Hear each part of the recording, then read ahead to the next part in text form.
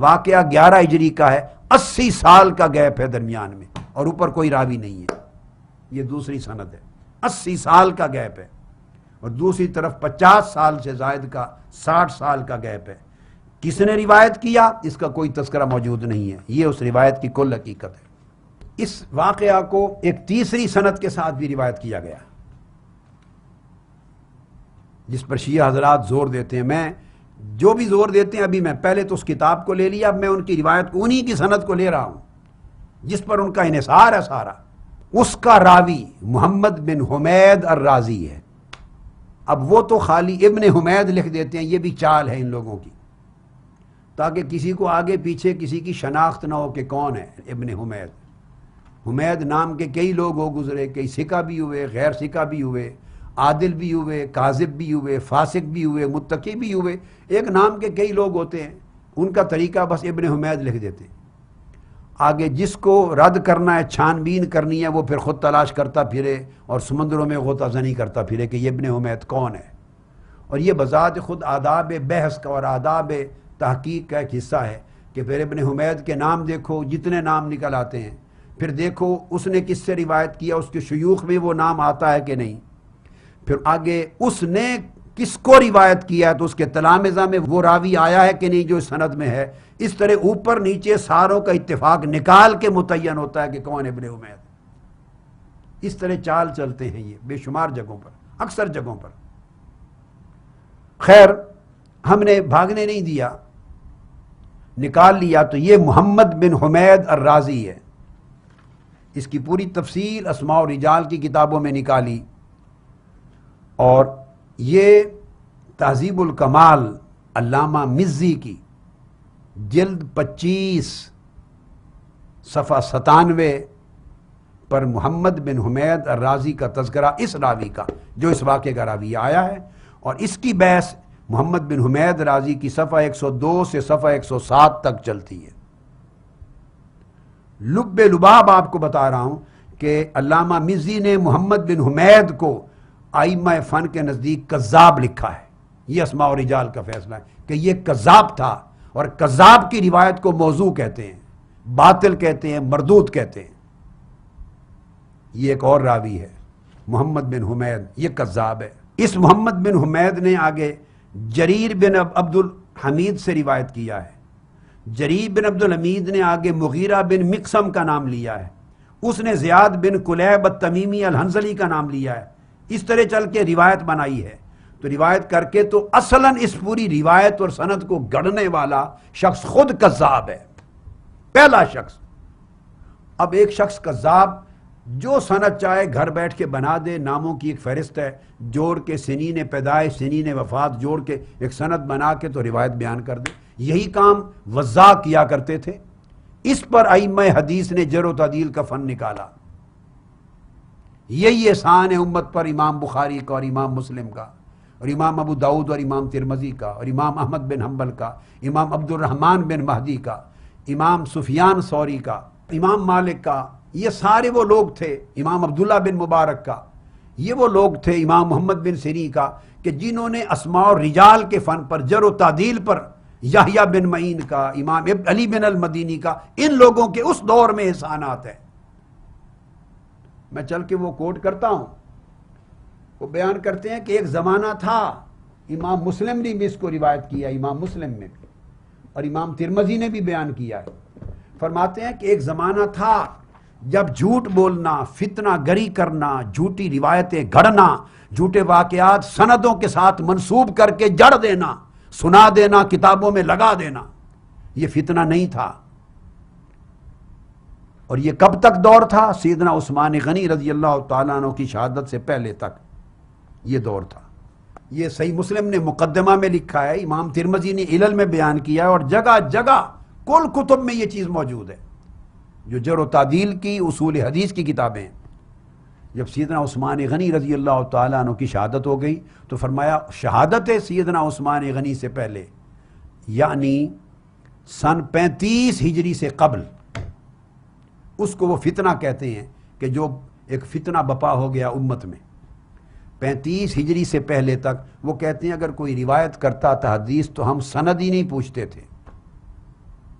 ہم اسما بھی نہیں پوچھتے تھے، راوی نہیں پوچھتے تھے، اسناد ہی نہیں پوچھتے تھے، تصور نہیں کیا جا سکتا تھا کہ کوئی جھوٹ منسوب کرے گا۔ سیدنا عثمان غنی رضی اللہ تعالیٰ عنہ کی شہادت سے قبل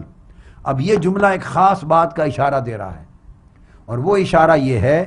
کہ سیدنا عثمان غنی کی شہادت کا وہ جو دور، اس سے فتنے کا دور شروع ہوا، تو سن 35 تک کہتے ہیں حدیث کی روایت میں ہم سند پوچھنے کی ضرورت ہی محسوس نہیں کرتے تھے۔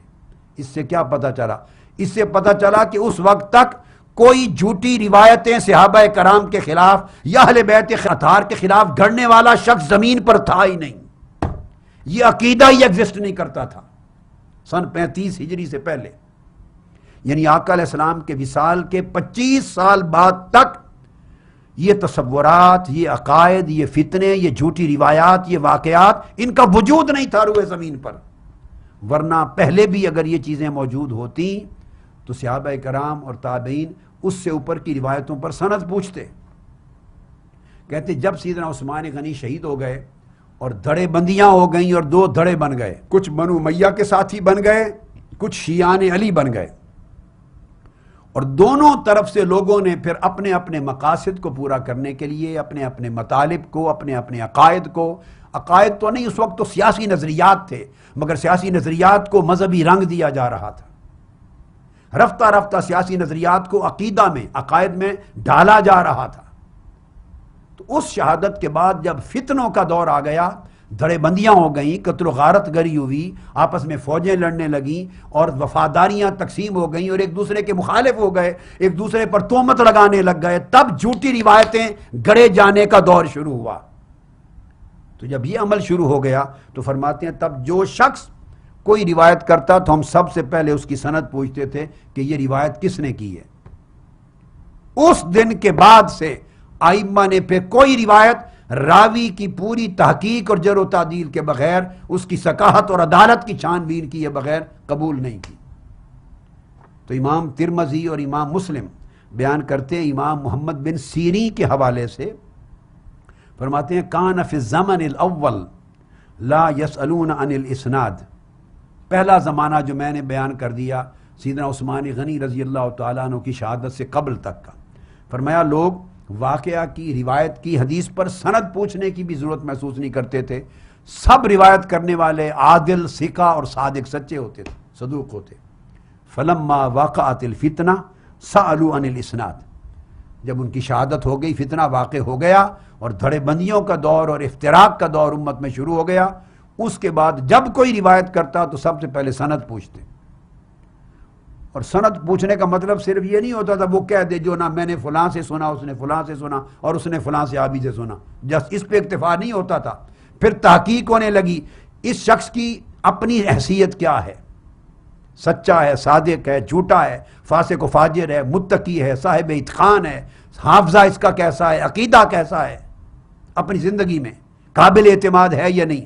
پھر جس کا نام لیتا ہے اس سے اس کی ملاقات بھی ہے یا نہیں، یہ اس کے شاگردوں میں ہے، اس کی مجالس میں بیٹھا ہے، سماع کیا ہے یا نہیں، اگر کیا ہے تو اس کا مقام کیا تھا، علم میں، صداقت میں، ثقافت میں، عدالت میں، تقوی میں، پرہیزگاری میں اس کا درجہ کیا تھا، ان کی ملاقات اور معاصرت تھی یا نہیں، جس سے اس نے روایت کی اس کا حال کیا تھا، ان کی ملاقات اور معاصرت تھی کہ نہیں، الغرض پر ایک ایک نقطے پر تحقیق شروع ہو گئی۔ تو فرماتے ہیں پھر پوچھتے تھے ہم اسناد کو لکی یاخذوا حدیث اہل سنہ، تاکہ اہل سنت کی حدیث کو قبول کیا جائے، چونکہ سب سے پہلا فتنہ جو شروع ہو گیا وہ شیعان علی کے نام سے شروع ہوا تھا، اور مد مقابل خوارج آ گئے تھے مولا علی شیر خدائی کے زمانے میں۔ پھر ادھر شیعان علی کا ایک فتنہ شروع ہو گیا تھا، ادھر خوارج کا فتنہ شروع ہو گیا تھا، اور مولا علی شیر خدا نے دونوں کو گمراہ قرار دے دیا تھا نہج البلاغہ میں، یہ کہہ کر سیاح لیکو فی صنفان محب مفرط و مبغض مفرط، دو گروہ عنقریب میری وجہ سے گمراہ ہو جائیں گے، ہلاک ہو جائیں گے، ایک میری محبت میں حد سے بڑھنے والے اور حق کو چھوڑ جانے والے، ایک میرے بغض میں حد سے بڑھنے والے اور حق کو چھوڑ جانے والے۔ مولا علی شیر خدا کی محبت میں حد سے بڑھنے اور حق کو چھوڑنے والے، یہ شیعہ کی طرف آپ نے اس گروہ کی طرف اشارہ کیا جو غالی رافضی بن گئے، اور مولا علی شیر خدا کے بغض میں حد سے بڑھ کر حق کو چھوڑنے والے یہ خارجی اور ناصبی ہو گئے۔ جب وہ زمانہ آ گیا تو کہتے ہیں ہم تحقیق کرتے تھے کہ اہل السنہ ہے، قابل اعتماد ہے تو روایت قبول کریں، وَيَدَعُ حَدِيثَ أَهْلِ الْبِدْعَةِ، یہ لوگ پھر اہل بدعت اور اہل اہوا کہلاتے تھے، ان کی روایتوں کو ترک کر دیا جاتا تھا۔ اس لیے امام عبداللہ بن مبارک کہتے ہیں الاسناد عندی من الدین، اب کسی بھی روایت پر سند کی تحقیق کرنا، سند کو جاننا میرے نزدیک دین ہے۔ لولا الاسناد لقال من شاء ما شاء، اگر اسناد کو اور راویوں کی حقیقت حال کے جاننے کو نظر انداز کر دیا جائے تو پھر جو بندہ جو چاہے بیان کرتا چلا جائے، جیسے مجالس میں اور تقریروں میں کہتا ہے کہ کہا گیا یہ ہوا فلاں ہو گیا، آواز آئی ہے، یہ کہا جاتا ہے، کون کہتا ہے، کہاں سے آواز آئی ہے، کون کہنے